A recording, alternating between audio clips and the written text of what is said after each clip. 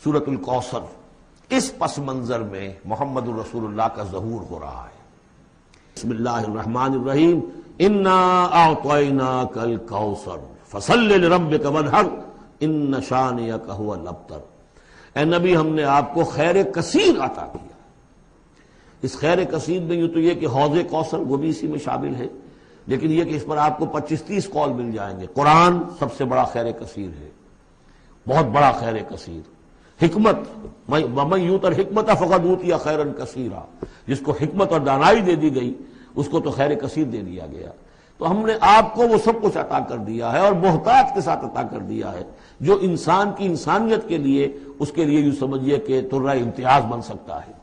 فصل لربک وانحر، پس اپنے رب کے لیے نماز پڑھا کیجئے اور نحر کیجئے، اونٹ قربان کیا کیجئے۔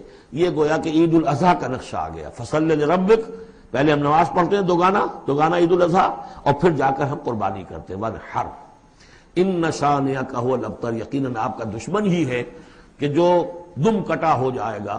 اس کا پس منظر یہ ہے کہ جب حضور کے ایک صاحبزادے بچپنی میں فوت ہو گئے تو کچھ جو کفار تھے مکے کے، انہوں نے بڑی خوشیاں منائیں کہ ایک ہی بیٹا تھا، باقی تو ان کی بیٹیاں ہیں۔ آپ کو معلوم ہے کہ 4 بیٹیاں تھیں حضور کی صلی اللہ علیہ وسلم، لیکن یہ کہ بیٹا جو تھا وہ ایک ہی تھا، وہ اللہ نے اٹھا لیا۔ تو بڑے خوشیاں منائی گئیں کہ یہ تو اب دم کٹا جیسے ہوتا ہے، جس کا کوئی پیچھے نام نہ رہ جائے۔ بیٹیوں سے تو نام چلتا نہیں، نام تو چلتا بیٹوں سے، تو اب ان کا تو کوئی تذکرہ ہی نہیں رہے گا۔ کوئی بات نہیں، جب تک یہ ہیں آگے کوئی نام لینے والا نہیں۔ تو فرمایا کہ نہیں، ان کو تو کروڑوں بیٹے اللہ عطا کرے گا، کروڑوں اربوں بیٹے عطا کرے گا۔ ہاں اے نبی، آپ کا دشمن ضرور ہے کہ جس کا نام لیوا کوئی نہیں رہے گا۔